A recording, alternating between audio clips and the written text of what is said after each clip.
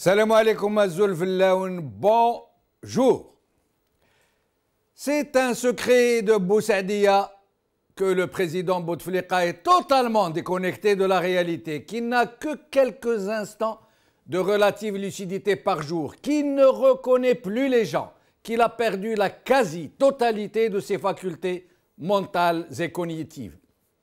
Pourtant, la clique qui a réussi à le faire rempiler pour un 4e mandat, qui a nommé Meddelsi à la tête du Conseil constitutionnel pour éviter que l'article 88 de la Constitution ne soit actionné, qui signe les décrets présidentiels, qui nomme et qui dégomme au nom du président en titre, qui a fait main basse sur tout le pays et qui a pris ce malheureux président en otage, a réussi la gageure à faire oublier à tout un pays, y compris à l'opposition, que ce chef d'État est incapable de présider ne serait-ce qu'à ses besoins les plus élémentaires, incapable de réciter la table de multiplication de 2. Le président Abdelaziz Bouteflika est la vitrine et la façade institutionnelle la plus grossière, la plus outrancière qui soit dans l'histoire de toutes les nations, au point où même les personnalités internationales qui acceptent de se faire filmer à ses côtés se font payer d'une façon ou d'une autre, au point où presque personne n'ignore que c'est son frère qui signe les décrets à sa place, qui lui fait dire tout ce qu'il veut et même qui parle aux chefs d'État étrangers en son nom. Pourtant, non seulement de façon unanime, la presse ne fait pas état de cette prise d'otage, non seulement elle ferme l'œil et le bon sur la totale incapacité de ce président marionnette, mais elle pousse la manipulation jusqu'à faire semblant de l'attaquer, de lui prêter des intentions despotiques. C'est la meilleure ficelle qui puisse s'imaginer. Faire semblant de reprocher à un mort d'avoir outrepassé ses prérogatives dans un discours inventé de toutes pièces. On fait semblant de l'accuser d'avoir dit des choses et d'autres pour faire croire qu'il est un président normal, un président qui fait des discours. Et ainsi, ce sont des dizaines de titres de presse qui semblent vouloir dénoncer les abus de pouvoir du président Bouteflika ou juste relayer des propos qui nous affirment être de lui. Voici pour l'exemple quelques titres qui font état de ces supposés discours et déclarations de cet homme. Je les cite. Quand Bouteflika confond pouvoir et État. Abdelaziz Bouteflika règle ses comptes. Bouteflika convie la population d'In Salah à privilégier la sagesse. Bouteflika, l'Algérie poursuivra l'exploration du gaz de schiste. Bouteflika attaque l'opposition et la presse. Bouteflika aux populations du Sud, renforcer le front intérieur et se mobiliser autour de l'État national. Bouteflika réitère le soutien de l'Algérie à la Tunisie. Abdelaziz Bouteflika présente ses condoléances aux Tunisiens et à Beji Qaïd Seksi. Attaque contre le musée du bar de Tunis. Bouteflika souligne le soutien ferme de l'Algérie à la Tunisie. Abdelaziz Bouteflika, le maître censeur. Bouteflika, le président de la République, a réaffirmé jeudi la volonté du peuple algérien de perpétuer le message des martyrs. Le président Bouteflika rend hommage à l'ANP et aux autres corps de sécurité. Bouteflika va-t-il faire des concessions aux islamo-conservateurs, etc., etc., etc. Mais voici encore quelques passages d'articles qui sont consacrés à ce supposé excès de Bouteflika. Je les cite. C'est un discours qui restera dans les annales de l'histoire politique de l'Algérie. Menaces, accusations, reproches et intimidations ce 19 mars 2015, Abdelaziz Bouteflika, qui a habitué les Algériens à son mutisme maladif, a fait un discours d'une violence inouïe. De la presse à l'opposition et jusqu'aux manifestants anti-gaz de schiste, le président Bouteflika s'en est pris à tout ce beau monde avec une véhémence inédite.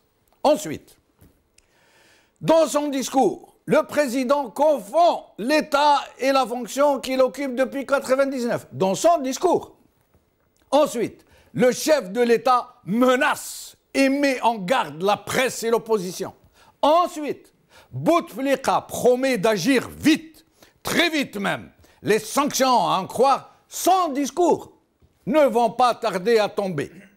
Ensuite, il s'agit d'un devoir constitutionnel, légal, légitime et moral qui ne peut souffrir ni report ni dérobade, précise-t-il dans son discours. Je signale que dans ce dernier article, ce journal qui fait mine de dénoncer les abus de Bouteflika et qui précise que ces propos ont été tenus lors d'un discours, ne nous dit pas quand a eu lieu ce discours, ni devant qui. Pourtant, et c'est de notoriété publique, hormis sa pathétique prestation lors de son investiture, Bouteflika n'a plus prononcé de discours, ni même la plus petite phrase. Et comme c'était trop flagrant de l'affirmer, le journaliste, le dernier que je viens de citer, se rattrape en nous glissant l'air de rien. Écoutez et admirez la pirouette. Je le cite. Le président Bouteflika, qui s'adresse pour la première fois de manière directe, vous avez bien entendu, de manière directe, et puis il dit, ou presque, et il met entre parenthèses, le message a été lu par son conseiller Ben Amr Zarhoni, aux populations de Gherdaya et Ensala. On se moque du monde. Là, ce passage digne du meilleur journalisme typiquement algérien montre bien que ce qui se cache derrière ce semblant de dénoncer les abus de Bouteflika est autrement plus grave. Admirez les grosses ficelles du journaliste et ses gros sabots. Il fait celui qui tire à boulet rouge sur le même Bouteflika, lui reprochant d'abuser de son pouvoir. Mais de façon subliminale, il nous glisse, il nous suggère, il nous enfonce dans le mou la conviction que cet homme a bel et bien prononcé un discours et que donc il est en bonne santé et que tout ce qui se dit à son sujet, même les images de lui on l'y voit en ruine, ne reflètent pas la vérité. Ce sont nos yeux qui nous trompent, puisque ce président fait des discours très musclés. Et ce journaliste pousse le bouchon jusqu'à écrire cette phrase magistrale, elle aussi. Je le cite.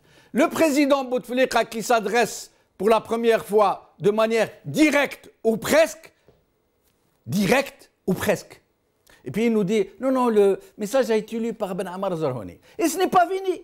Le même journaliste, entraîné par l'emballement de sa belle imagination, se retrouve non plus à nous rapporter des propos imaginaires de Bouteflika, mais même à se substituer à lui pour lui faire dire, non pas ce que lui fait dire Saïd Bouteflika et les autres, mais ce que lui fait dire le journaliste lui-même.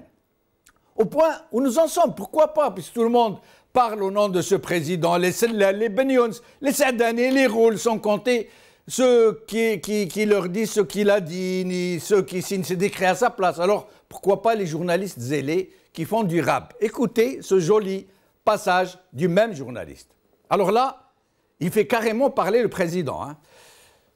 Je vous aime, mais on n'est pas prêt à reculer sur le gaz de schiste, semble dire le président aux habitants d'Ensala. Admirez, le semble dire le président. Il n'a pas suffi de lui avoir fait dire des choses et d'autres dans un discours imaginaire. Il a fallu encore imaginer ce qu'il semble avoir dit. Je vous aime, mais on n'est pas prêt à reculer sur le gaz de schiste, semble dire le président aux habitants d'Ain Saleh. On aura tout vu en Absurdistan. Les politiciens ne sont pas en reste, y compris les plus intègres et les plus déterminés à en découdre avec le régime. Ils se font, à l'insu de leur propre gré, les meilleurs défenseurs du régime, puisqu'ils participent à faire croire à l'opinion, eux aussi, que celui qui est supposé être à la tête de l'État est tout ce qu'on veut, sauf malade, et totalement dans l'incapacité de dire ou de faire quoi que ce soit. Écoutez ce que déclare un politicien de l'opposition. Si M. Abdelaziz Bouteflika doit agir avec fermeté, alors il doit le faire contre la corruption qui ronge le pays. Ensuite, le président considère-t-il que l'État qu'il est l'État et que le critiquer est une atteinte à l'État? Un autre. On est choqué par la violence des propos qui ne sont pas ceux d'un président d'une république, mais d'un chef de faction. Un autre. Bouteflika doit savoir que son message complique un peu plus la situation du pays. Un autre, on considère que ce discours est venu confirmer l'orientation non démocratique du pouvoir, etc., etc. Donc, je préfère laisser mes invités dire quelques mots. J'ai pratiquement pris tout l'espace aujourd'hui. Alors, aujourd'hui... Huffington Post. Gaz de schiste, Bouteflika attaque des pseudo-hommes politiques et promet de défendre l'État avec fermeté et rigueur. TSA. L'opposition réagit aux menaces de Bouteflika par Hajar Gennafa. Algérie Focus. Menaces, accusations, l'étonnant discours violent de Bouteflika par Abdou Semmar.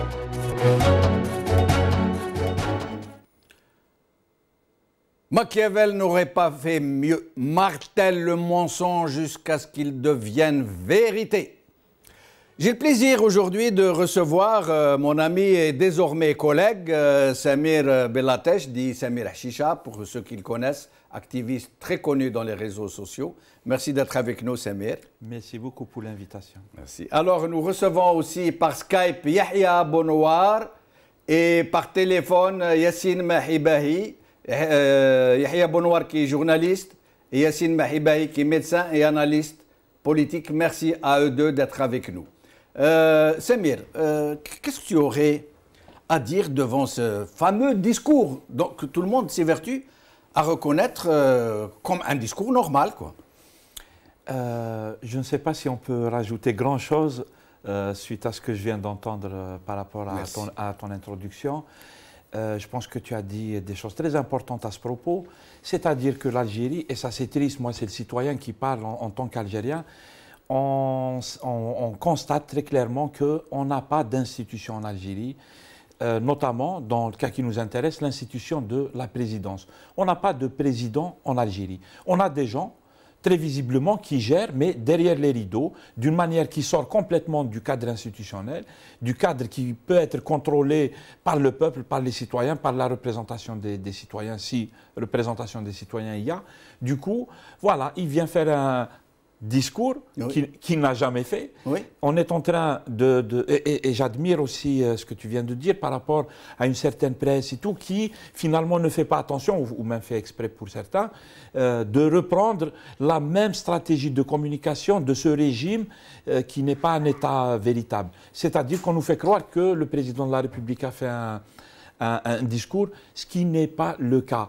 On a donné du texte à lire à quelqu'un. On ne sait pas qui a écrit le texte, on ne sait pas quelles sont leurs motivations. Mais le problème, pourquoi tout le monde semble jouer le jeu, y compris l'opposition qui dénonce ce discours. Elle ne dénonce pas l'usage, la prise en otage du président de la République par une clique, on ne sait même pas qui c'est, son frère et d'autres personnes avec lui, y compris une puissance étrangère ou des puissances étrangères.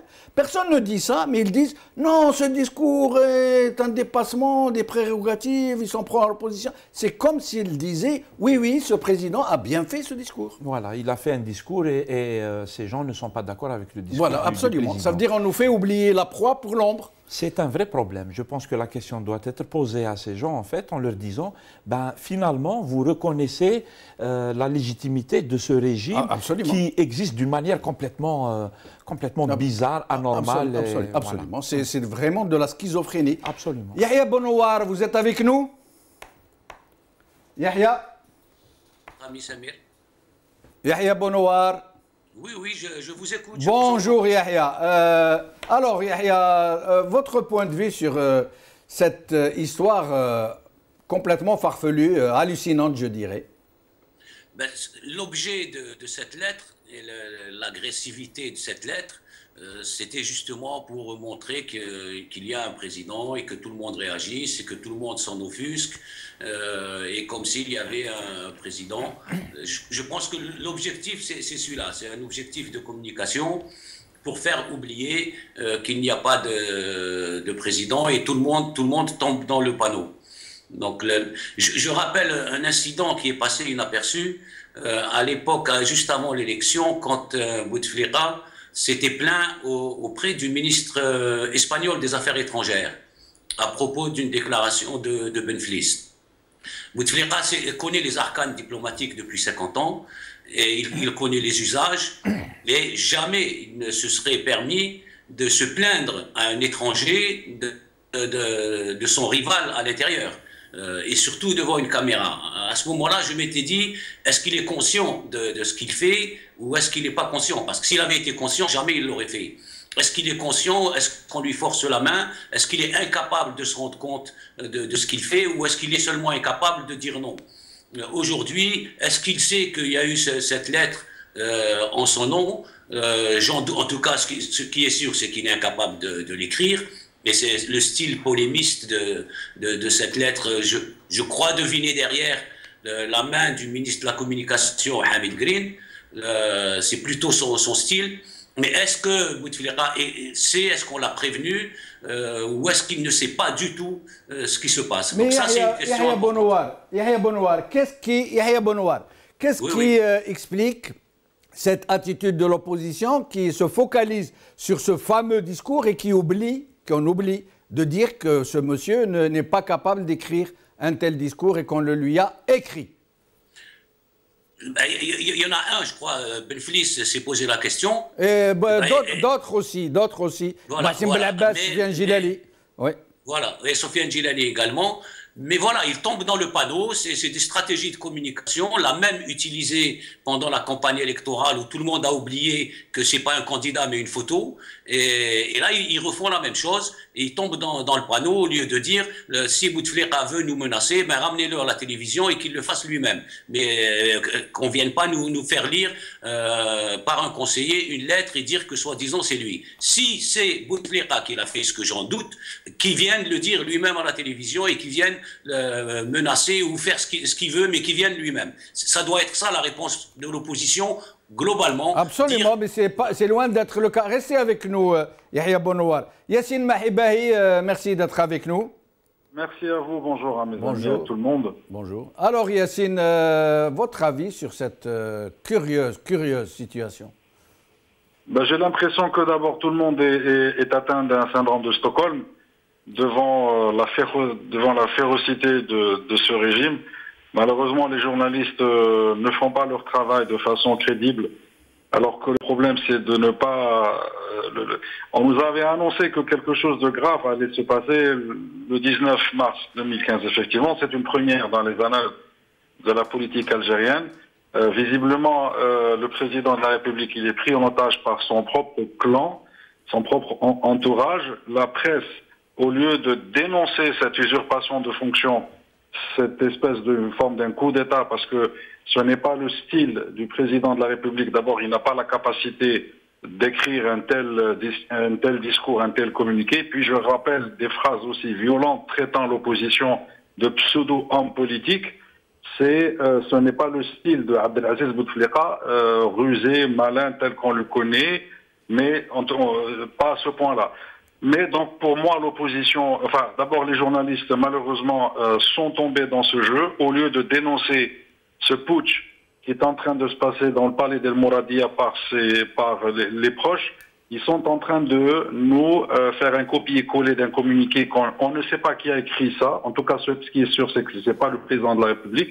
Oui. Et deuxièmement, pourquoi l'opposition ne réagit pas de façon cohérente? Parce qu'encore une fois, on n'arrête pas de dire nous n'avons pas une réelle opposition en ce moment. L'opposition, il y a une urgence.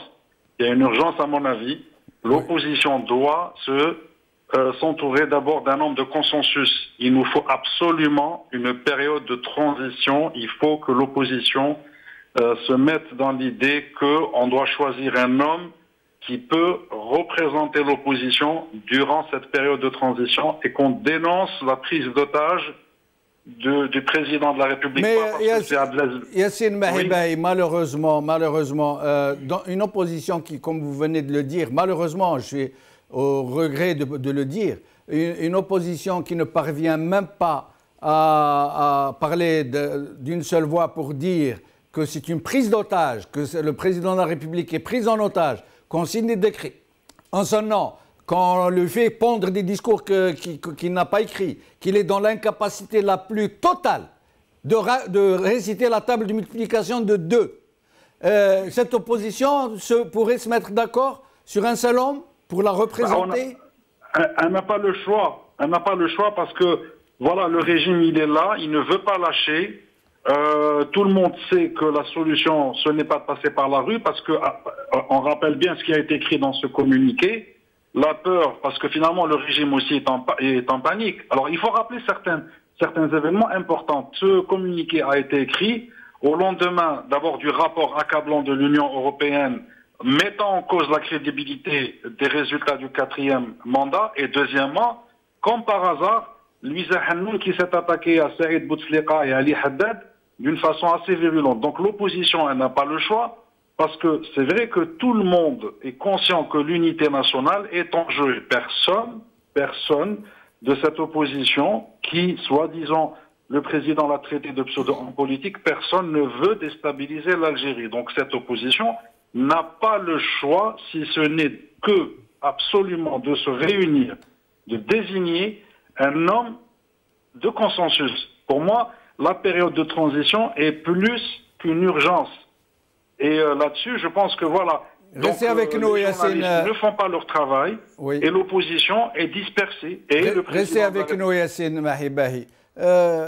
Samir, que penses-tu de cette proposition de Yassine Mahibahi que l'opposition se réunisse, se rassemble, s'allie pour désigner d'abord un homme qui puisse la représenter, cristalliser sa volonté et parler d'une seule voix en son nom?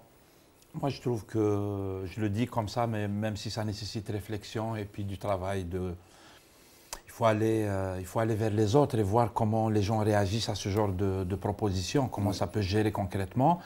Ça m'a l'air cohérent, a priori. Il a raison de dire que, effectivement, quand on a envie d'être crédible aux yeux du citoyen, il faut faire ce genre de démarches qui font que le citoyen te prend au sérieux. Si on n'a pas de démarches qui font que on est pris au sérieux par le peuple, finalement, on reste une sorte d'opposition, mais on a des tribunes dans la presse, etc., mais on ne pèse pas plus que ça.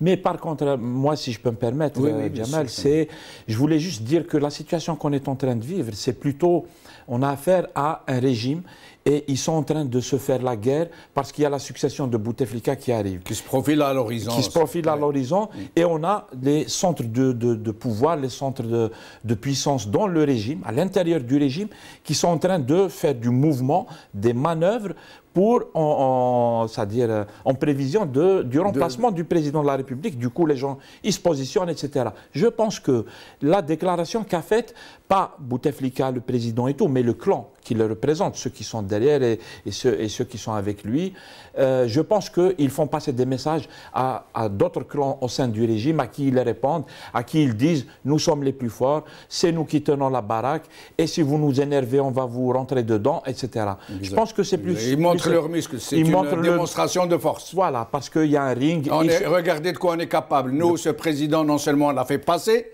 on l'a fait élire, il n'a même pas fait sa campagne électorale, mais en plus, on parle en son nom. En son nom, et puis une khaounoukoum, mais on vous présente comme étant un danger pour le pays, etc. Et personne ne branche. Et personne ne branche, alors que les gens devraient faire très attention, comme encore une fois tu l'avais rappelé tout à l'heure. Yahya Bonouar,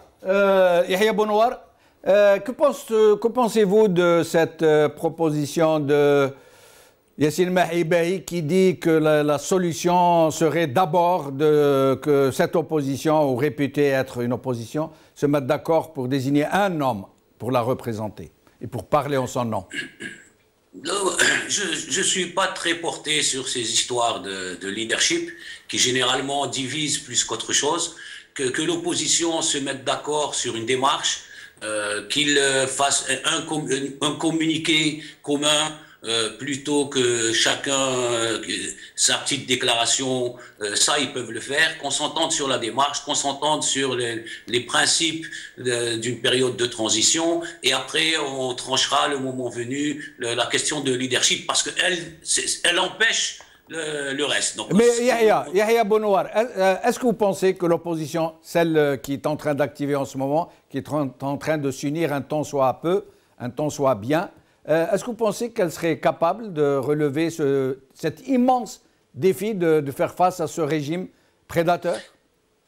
Ça a commencé déjà le fait que depuis un an, ils arrivent à travailler ensemble, ils ont constitué une coordination. Ça commence, ça va prendre du temps par rapport à il y a 10 ans. Donc il y a vraiment quelque chose qui a été fait. On va Mais pas il y a cracher. urgence, il y a urgence. C'est pas une question d'aller doucement.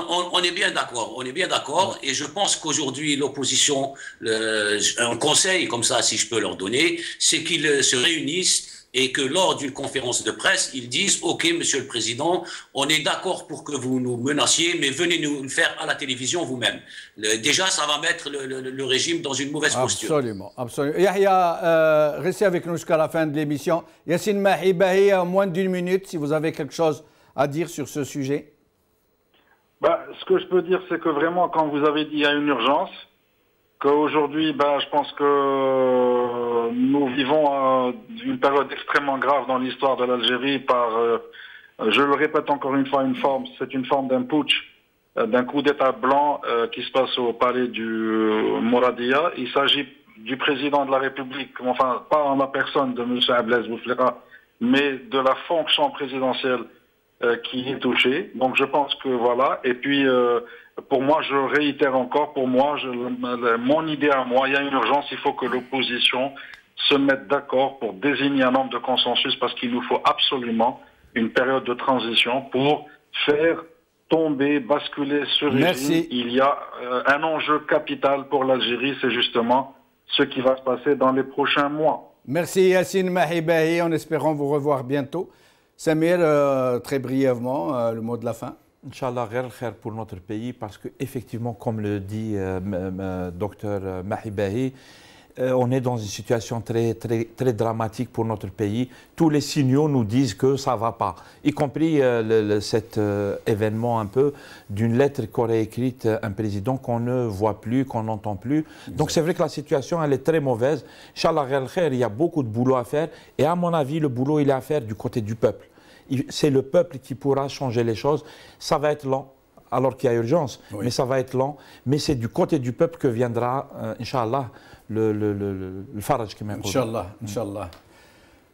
Avant de clore cette émission, que les téléspectateurs et téléspectatrices me pardonnent d'envoyer un message personnel à un ami et un cousin très très cher qui a besoin de mon soutien et de ma sympathie. Hamma Saleh, Rabbi يكون الخير إن شاء الله, Rabbi يشفيك.